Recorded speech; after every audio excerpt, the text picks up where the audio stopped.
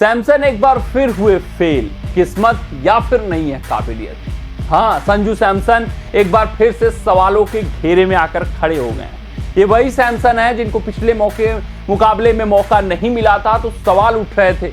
ये बताया जा रहा था कि सैमसन के साथ अन्याय हो रहा है, लेकिन आज किस्मत ने साथ दिया। शुभमन गिल को चोट लगी और शुभमन गिल आज के मुकाबले में नहीं खेले। सैमसन को बतौर ओपनर खिलाया गया और पहली ही गेंद पर सैमसन बोल्ड हो गए। दुर्भाग्यपूर्ण है कि पहली ही गेंद थोड़ी सी हरकत कर गई और सैमसन की गिल्ली बिखर गई। फिर उसके बाद उनकी आलोचना शुरू हो गई कि यही सैमसन के अंदर काबिलियत नहीं है, सैमसन अंतरराष्ट्रीय स्तर के लिए तैयार नहीं है। संजू सैमसन के प्रति झूठा माहौल बनाया जाता है। सैमसन के अंदर अभी वो काबिलियत नहीं है जो बाकी खिलाड़ियों के अंदर है। सैमसन अभी अंतरराष्ट्रीय स्तर के लिए तैयार नहीं। तो सवाल ये उठ रहे हैं, तो वाकई अंदर जहन में एक सवाल अपने भी बनता है कि संजू सैमसन क्या अंतरराष्ट्रीय क्रिकेट के लिए तैयार नहीं? क्या संजू सैमसन के साथ अन्याय नहीं बल्कि न्याय हो रहा है? क्या संजू सैमसन खुद अंतरराष्ट्रीय स्तर पर प्रदर्शन नहीं कर पाते हैं जब भी मौके मिलते हैं? आखिरकार संजू सैमसन के फेल होने का कारण क्या है? क्योंकि आज के मुकाबले में मौका मिला था लेकिन वो फेल दिखे।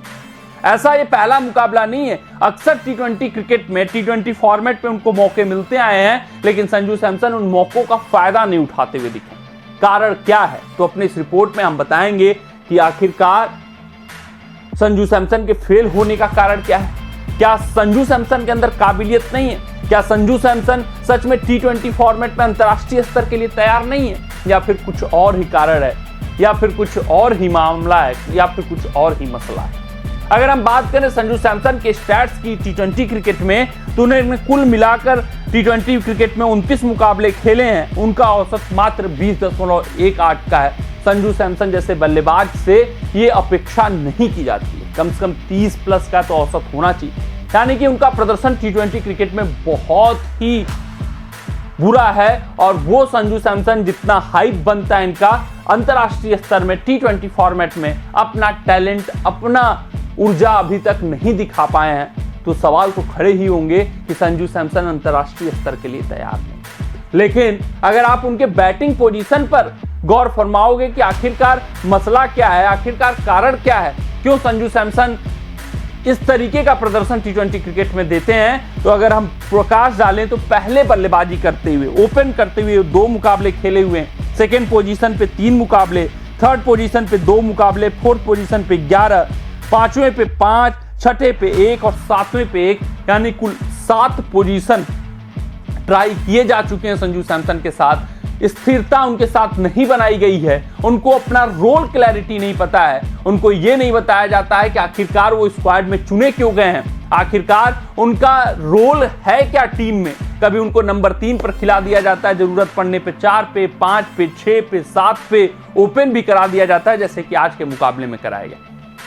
तो भैया अंतरराष्ट्रीय स्तर पे अगर आप रोल क्लैरिटी किसी खिलाड़ी को नहीं दोगे, अगर आप उनको बताओगे नहीं कि आपकी टीम में उपयोगिता क्या है, अगर आप उनको समझाओगे नहीं कि आखिरकार आप उनसे एक्सपेक्ट क्या कर रहे हो, तो इस तरीके का प्रदर्शन आप बड़े से बड़े खिलाड़ियों से देख सकते हो। वही संजू सैमसन का असर हो रहा है। स्थिरता नहीं बनाई जा रही है। संजू सैमसन को रोल क्लैरिटी नहीं दिया जा रहा है। संजू सैमसन को यह नहीं बताया जा रहा है कि टीम उनसे एक्सपेक्ट क्या करती है। सिर्फ और सिर्फ मौके देने के नाम पर मौके दे दिए जाते हैं। यानी कि जो एक्सटर्नल प्रेशर बनता है सोशल मीडिया पर, तो उनके नाम पर कि चलो आज एक मुकाबले में शुभमन गिल नहीं है तो चलिए सैमसन को मौका दे दिया।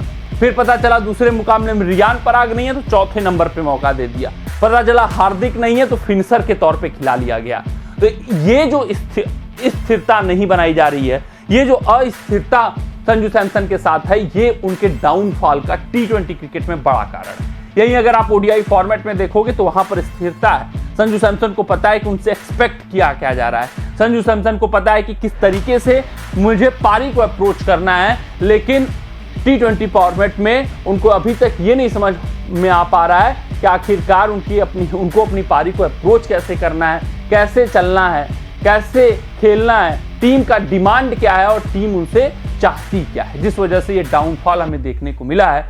इस डाउनफॉल के पीछे संजू सैमसन का टैलेंट नहीं बल्कि टीम मैनेजमेंट का जो भरोसा है वो है। टीम मैनेजमेंट भरोसा नहीं दिखा पा रही है संजू सैमसन के ऊपर, टीम मैनेजमेंट स्थिरता नहीं दे पा रही है संजू सैमसन को, जिस कारण से ये डाउनफॉल हमें दिख रहा है।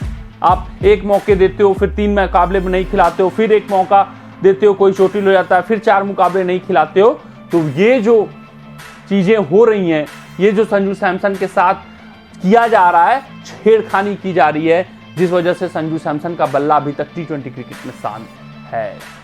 तो भैया ये बात नहीं है कि संजू सैमसन के अंदर टैलेंट नहीं है, संजू सैमसन अंतर्राष्ट्रीय स्तर के लिए नहीं तैयार है। संजू सैमसन को आप आइए, कहिए कि हम आपसे नंबर 4 पर एक्सपेक्ट कर रहे हैं, नंबर 4 पर आप जाकर खेलिए, ये रोल है आपका, इस तरीके से आप चलिए।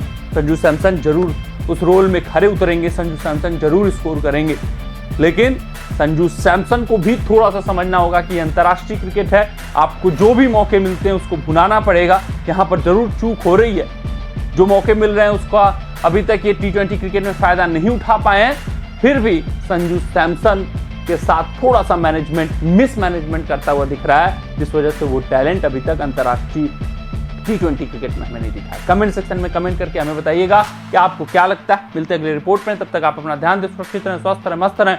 जय हिंद, जय भारत। अगर ये वीडियो आपको पसंद आया हो तो इसे लाइक और शेयर करें और क्रिकेट से जुड़ी अन्य जानकारियों के लिए हमारे चैनल को सब्सक्राइब करना ना भूलें।